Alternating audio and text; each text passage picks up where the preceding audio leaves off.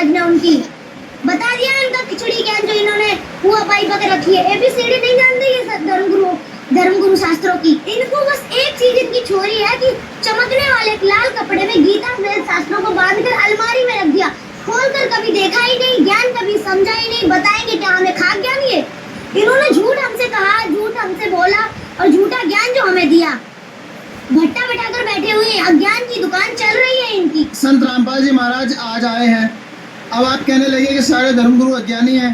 क्या इससे पहले कोई ज्ञानी नहीं था?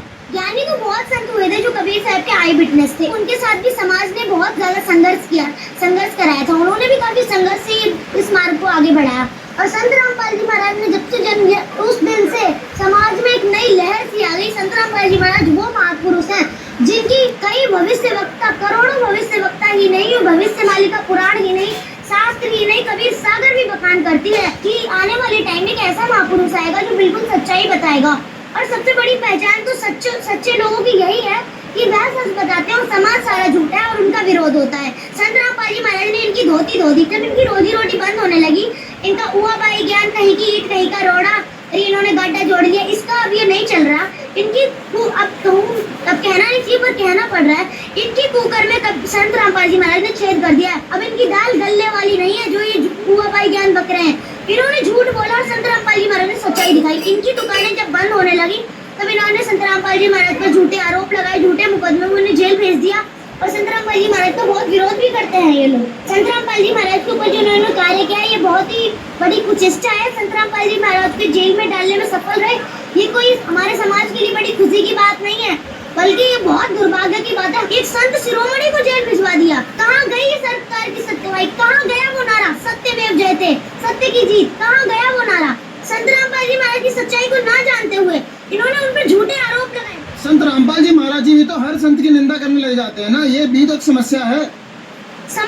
और वो निंदा करने लग जाते हैं। अब कोई टीचर बता रहा हो 2 into 2 4 और कोई बता रहा हो 2 into 2 5। अब अगर कोई स्टूडेंट या फिर टीचर ही कहे 2 into 2 5 बताने वाले टीचर से कहे कि तुम गलत बता रहे हो और सारे स्टूडेंट से कहे ये छोरी गलत बताई है इसने, तो क्या वो निंदा हो गई? गुरुजी की बात तो छोड़ो, हमारे गुरुजी का ज्ञान जो हमें भरा गया है ना हमें, उसके आगे ये नहीं टिक सकते। उस जगत के तारणहार की तो बात ही छोड़ दो। और बात रही अब उनके तत्व ज्ञान की और उनकी निंदा करने की, ये बात प्रोपेगेंडा चलाया जा रहा है। अगर कोई टीचर गलत पढ़ाने वाले टीचर से कहे तुम गलत पढ़ा रहे हो, स्टूडेंट को बताइए गलत है, इसे मत स्वीकारो, तो क्या वो निंदा हो गई? इन्होंने जो झूठ बोला संत रामपाल जी महाराज ने पर्दाफाश इनका कर दिया। अब इन्हें भय लग रहा है तो ये कह रहे हम निंदा की ना, तो हम तुम्हें चोर बता रहे, ना ठग बता रहे, ना मूर्ख बता रहे, तुम्हारे ज्ञान की पोल तो खोल रहे। इसमें कौन सी निंदा हो गई? उस टीचर ने अच्छा काम ही तो किया, स्टूडेंट के कितना बड़ा अच्छे काम तो कुंभ के साधु संत भी कर रहे थे। साधु संत जो कुंभ में गए थे, इतने सारे साधु संत गए थे, नागा बाबा थे और बहुत सारे श्रृंगी बाबा थे, बहुत सारे बाबा थे, ये भी अच्छा काम कर रहे थे। बोला क्या कर रहे थे वो? धर्म का प्रचार तो वो भी कर रहे थे। बात रही नागा साधु की, तो ये त्यागी और बैरागी कहे जाने वाले नागा साधु नग्न रहते हैं और नंगे रहने से भगवान मिल जाता है। तो ये सारे जीव जंतु, जितने भी पशु पक्षी, ये भी तो नंगे रहते हैं। किसका मोक्ष हो गया? किसी का भी नहीं हुआ ना, ये तो ऐसे घूम रहे हैं। इन्होंने मतलब ये सोचिए अपनी चोरी बना ली, इससे ही भगवान मिलता है। नंगे रहने से भगवान मिलता है, तो कौन से पशु पक्षी का हो गया कल्याण? वो भी तो नंगे रहते हैं, कभी वस्त्र धारण थोड़ी करते हैं। ये इतने ही बड़े त्यागी और वैरागी बने फिरते हैं, तो इनसे हुक्का, मांस, ये तंबाकू और ये शराब पीना तो छूटता नहीं है। इनसे ये हुक्का, मांस, मदिरा तो छूटता नहीं है। खुद ही बताओ, जब इन्होंने विकार छोड़े नहीं और कपड़े छोड़े, तो फिर इनमें और जानवरों में फर्क क्या है? कुछ पहले नील गाय होती थी, इंसानों को देख लिया फरार, ऐसे ये फरार होते हैं, फिर तो जानवर ही हुए। संत रामपाल जी महाराज जी कहते हैं कि सिर्फ श्रीमद् भगवद गीता अध्याय 17 श्लोक 23 में जो मंत्र दिया है उसी से मुक्ति संभव है। और अन्य जो साधु संत कहते हैं किसी भी मंत्र के जाप से मुक्ति संभव है। अब इसमें सच कौन बोल रहा है, कैसे पता लगे? अगर कोई भी टीचर बोलने लगे कि 2 का टेबल बुक से याद मत करो, कुछ भी बना लो, 2 1 जा 3, 2 2 जा 5, कुछ भी बना लो, तो क्या वो बच्चा सही टेबल पढ़ रहा है? क्या उसे सही ज्ञान है? और क्या वह टीचर झूठा ज्ञान बताने वाला सही है? पहले तो ये बताओ। जी बिल्कुल नहीं। तो ऐसे ही अपने मन से मंत्र जाप करने का कोई फायदा नहीं है। गीता अध्याय 16 श्लोक 23 में बताया गया, जो पुरुष शास्त्र विधि को त्याग कर मनमाना आचरण करते, ना तो उनकी कोई गति होती, ना उन्हें सुख प्राप्ति होती, ना उनकी सिद्धि होती है। मतलब शास्त्रों के अकॉर्डिंग जो भक्ति है उसे त्याग कर अपने मन से जो भक्ति कर रहे हैं ना और करवा रहे हैं, ऐसे लोगों को ना सुख मिलता है, ना उनकी गति होती, ना वो स्वर्ग में जाए। शाश्वतम शानम की बात तो दूर की, स्वर्ग में भी नहीं जाए ऐसे लोग जिन्होंने ये ऊहा पाई खिचड़ी ज्ञान दिया है। अपने मन से जाप करने का कोई लाभ नहीं और अपने मन की साधना करने का भी कोई लाभ नहीं। संत रामपाल जी महाराज जो ज्ञान बता रहे, मेरी बार बार रिक्वेस्ट है वो बिल्कुल ही करेक्ट, बिल्कुल 101% ज्ञान पूरा ठीक है। व्रत रखने चाहिए या नहीं रखने चाहिए? जी बिल्कुल नहीं। भूखा मरने से भगवान मिलेगा? पहले ये बताओ, भूखा मरने से भगवान मिलेगा? तो फिर इतने साधु संत ये व्रत रखने के लिए क्यों बोलते हैं? एकादशी का व्रत हो गया, सोमवार के व्रत हो गए, अन्य व्रत हो गए, या नवरात्रि का व्रत हो गया, मुसलमान भी रोजे रखते हैं, ये गलत है सब? अब बताओ, अब मैं एग्जांपल दूं, एक गरीब आदमी है, उसे खाना नहीं मिलता, वो भी तो भूखा सो जाता है, उसका कल्याण हो गया? तो हो गया कल्याण, वो भी तो भूखा सोया, उसने भी तो रखा व्रत, हो गया कल्याण। गीता में बोला गया है, हे अर्जुन, ये योग, ये भक्ति साधना ना तो अधिक खाने वाले का और ना ही अधिक, मतलब बिल्कुल ना खाने वाले का और ना अधिक शयन करने वाले का, ना अधिक जागने वाले का ही सफल होता है। मतलब हमें अपनी फिटनेस का ध्यान रखते हुए, अपने स्वास्थ्य का ध्यान रखते हुए भक्ति करनी चाहिए, ना कि भूखे मरने से भगवान मिल जाते हैं। ब्रह्मा विष्णु महेश के माता पिता कौन है? ज्योति निरंजन काल ब्रह्मा विष्णु महेश के पिता हैं और ये अष्टांगी दुर्गा देवी इनकी माता है। परमात्मा साकार है या निराकार है?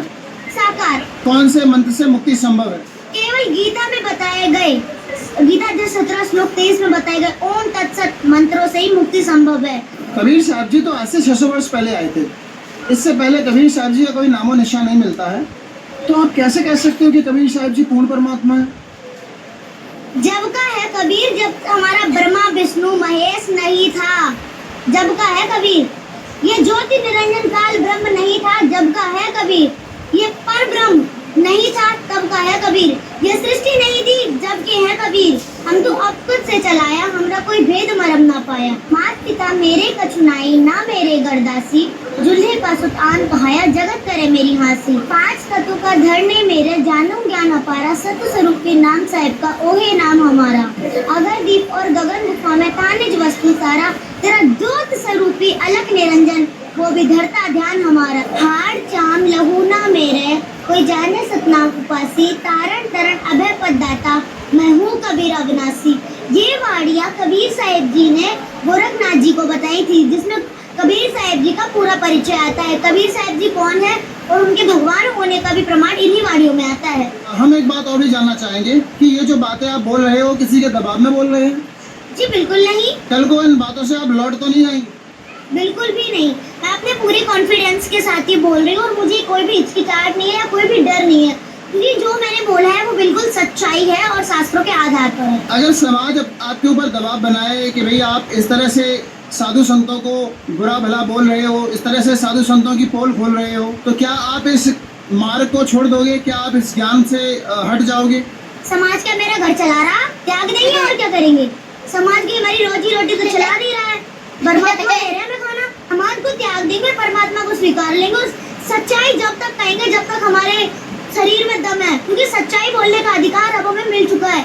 इन झूठे धर्मगुरुओं की पोल खोलने का भी अधिकार अब हमें मिल चुका है, क्योंकि परमात्मा आपकी दया से जो हम लोगों ने बोला, जो भी हमें समझ में आया वो हमने कह दिया।